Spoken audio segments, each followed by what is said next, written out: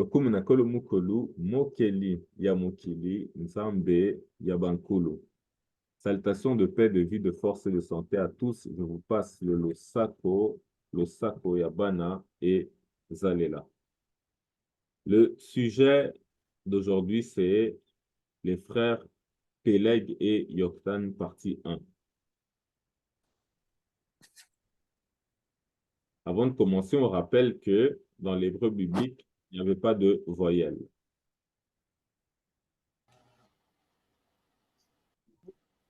Traditionnel, l'hébreu biblique n'a pas de voyelle. Même aujourd'hui encore, si vous allez en Israël, vous pouvez prendre un journal. Ainsi donc, un nom comme Ruben, si on enlève les voyelles, ça donne RBN. En lingala, la lettre R se prononce L. Radio, on dit ladio. Ainsi, RBN devient LBN en lingala.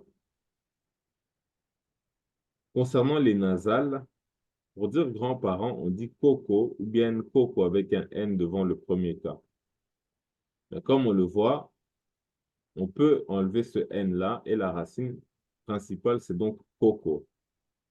Et il en est de même lorsqu'on cherche les noms dans l'hébreu biblique, on ne note pas les voyelles, donc on ne note pas les nasales. Ainsi, si on cherche un nom comme Adam de l'hébreu vers le lingala, eh ben, on va chercher un nom sans qu'il y ait de nasal en hébreu et ça donnera par exemple en lingala ndema, mais en étant conscient que la racine consonantique principale c'est le D et le M. Le O en lingala peut se prononcer U et c'est ainsi dans beaucoup d'autres langues, comme on dit par exemple Muhammad ou bien Muhammad chez les Arabes. Le ND peut devenir aussi L.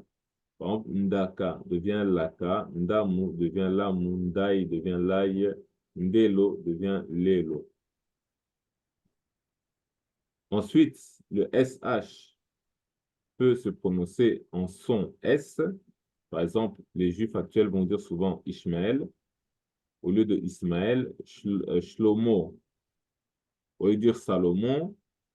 Et il en est de même, par exemple, chez nous au Congo. On dit Kinshasa, c'est la capitale, mais on l'appelle aussi Kisasa. Encore plus souvent, et nous, on utilisera plus souvent le S dans nos présentations.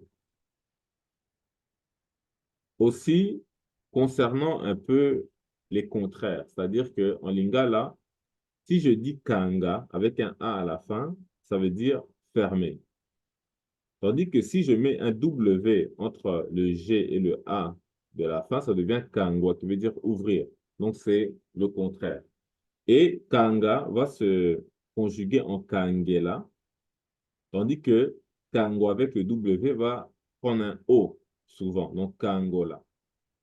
Donc, on comprend un peu la logique et les deux sont en fait le même mot, la même famille, mais l'un veut dire le contraire de l'autre.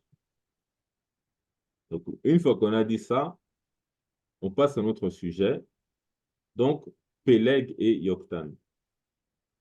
Dans Genèse chapitre 10, verset 25, il est dit, Héber eut deux fils. L'un s'appelait Péleg, car à son époque, la population de la terre fut dispersée. Son frère s'appelait Yoktan.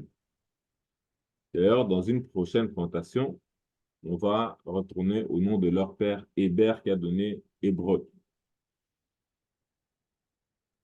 Donc, Péleg, ça signifie division. Donc, il est le fils de Héber, frère de Yoktan. Ça vient de l'autre Péleg, qui signifie canal, cours d'eau.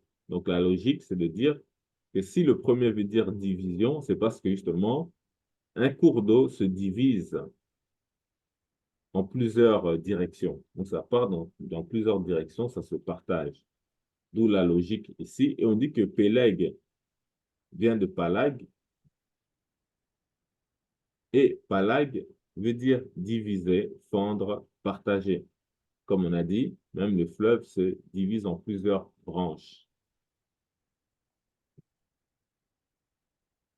Alors, si je prends le terme disloquer en français, on dit ça veut dire séparer violemment, séparer les éléments. Et disloquer est synonyme de diviser. une fois qu'on a vu ça, on a compris que disloquer, c'est synonyme de diviser, et que diviser, c'est le nom palag ou bien peleg, ça signifie division en hébreu ou bien diviser. Eh bien, en lingala, palangana, ça veut dire s'éparpiller ou bien se disloquer. Et on le retrouve dans un autre dictionnaire ici, palangana, s'éparpiller, donc c'est le même mot qui est ici. Et on le voit ici, on nous dit que palanga, en lingala, c'est un jeune ou un adolescent, c'est-à-dire un être non stabilisé qui se cherche en s'éparpillant ou en se disloquant. Donc, il va dans toutes les directions, un peu comme un fleuve, etc. Et on nous dit que ça vient de palangana, qui veut dire s'éparpiller, se disloquer, se diviser, etc. Donc, on a compris que quand on dit palag, ben, en lingala, c'est palanga. Et c'est ce nom qui a donné donc Péleg, le fils de Héber. Et comme on a dit, ça veut dire aussi se disperser, en plus de s'éparpiller ou bien se disloquer. Et qu'est-ce qu'on voit dans la Bible ici, traduction du Monde Nouveau, Genèse chapitre 10 au verset 25, il est dit, Héber eut deux fils, l'un s'appelait Péleg, car à son époque, la population de la terre fut dispersée. Donc, on aura compris que c'est Palanga en lingala qui veut dire se diviser, se disperser, etc. Donc, on l'appellera ainsi. Et on remarque, ça veut dire jeune. Donc, c'est pas là par hasard.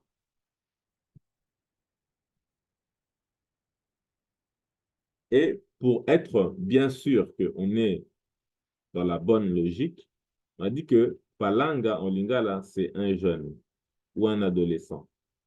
C'est synonyme de Munzenga. Dans la racine Nzenga, on voit ici Nzenga, ou bien Munzenga, ça veut dire jeune, ou bien ça veut dire beau, etc.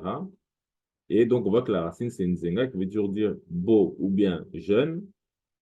Et en fait, ça vient du verbe zenga, qui veut dire couper.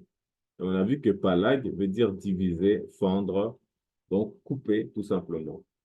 Donc, c'est parfaitement logique. Le Et mot, oui, palang ou peleg, ça me rappelle un mot, je crois que c'est français, les pélages. Et oui, par rapport aux premiers habitants grecs. Après, Grèce. je ne sais pas c'est quoi le lien ou quoi que ce soit, mais s'il y a même un lien, mais en tout cas, ça me rappelle ce mot-là. Effectivement, maintenant que tu le dis, moi aussi, ça me fait penser un peu à ça. Étant donné que on dit que c'est les premiers habitants de la Grèce et qu'ils étaient noirs, selon certaines sources. Oui, oui, ils étaient noirs. Donc, c'est ça. Donc, effectivement, c'est intéressant. Peut-être faudrait creuser là-dessus aussi. Matondo. D'ailleurs, je crois que c'est chez dans la mythologie, enfin, ou dans l'histoire des Pélages, où il y a deux frères, justement, qui sont nourris par une louve. Et je crois qu'il y a une rivalité entre les deux. Je ne sais plus exactement c'est quoi Ça, l'histoire. c'est Rome, hein. Ça, c'est Rome. Ah, ça, c'était Rome. Ok, ouais. Ceux qui sont nourris par la Louve, là, c'est Romulus, Remus, quelque chose comme ça. Ah oui, exact, ouais. Fondateur de la ville de Rome. Ok, Matondo. Donc, comme on a dit, donc, Palangana s'éparpiller, se répandre, se disperser, se propager. On dit ici Palinginia. Donc, se répandre, c'est plus les mots justement du cours d'eau, de la rivière, etc. Donc, tout à l'heure, on a vu que ça voulait aussi dire cours d'eau. Donc, c'est toujours la racine de Palanga, qui veut dire jeune, et qui correspond donc au nom de Péleg. Donc, ainsi, comme il a été dit, donc Hébert eut deux fils, l'un s'appelait Péleg, car à son époque, la population de la terre fut dispersée. On l'a vu, donc c'est Palanga, en Lingala, et son frère s'appelait Yoktan. Donc, dans la prochaine vidéo, on verra ce que signifie Yoktan. Donc, on s'arrête ici. Le Kum Nankolo, Tatanzambi Abankulu, Père vie, force et santé en salutation.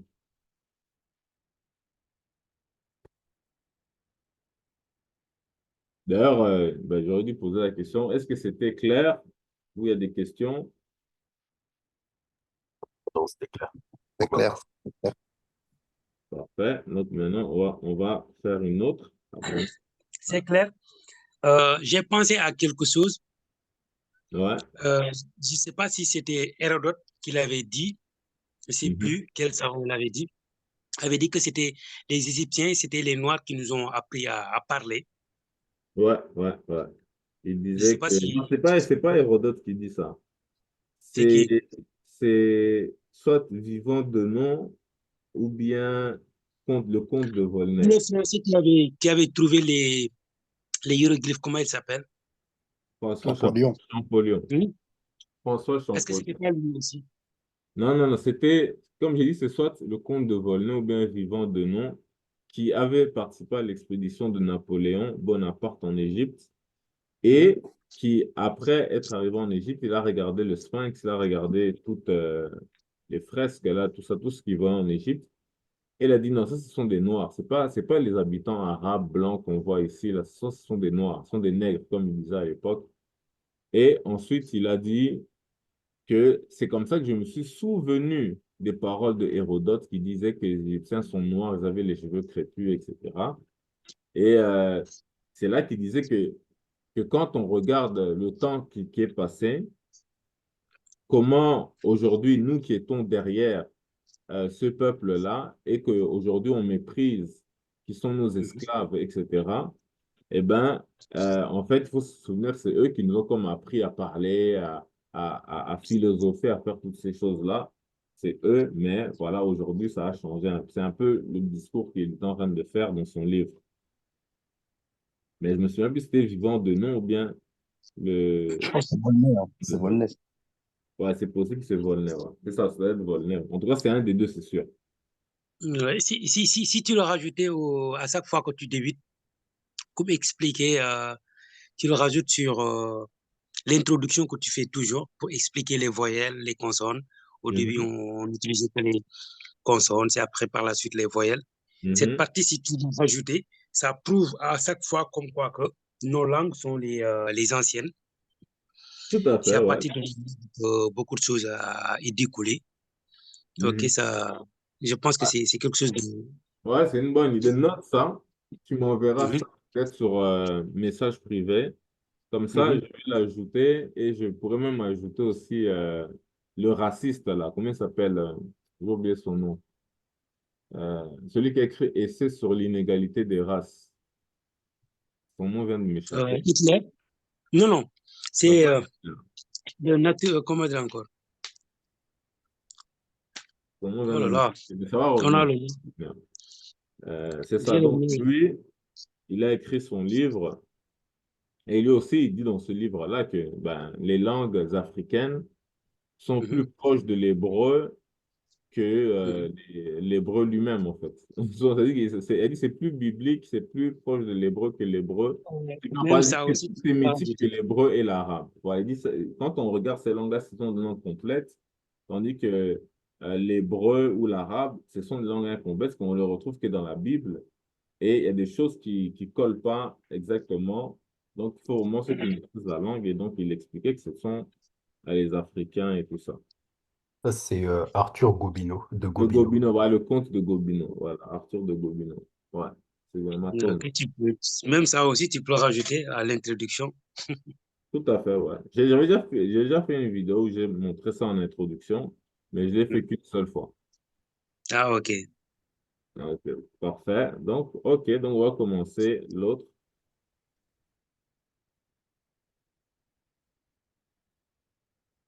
Oui, passer les trucs pour enregistrer.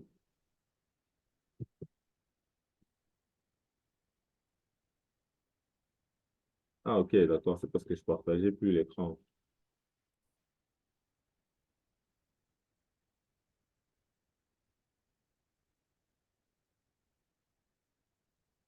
Est-ce que là, l'écran est partagé? Ouais. Ok, maintenant. Ouais. Mais c'est quoi cette histoire-là? J'ai comme l'impression que... Ah, donc, ok, donc depuis le début, ça a continué d'enregistrer en fait.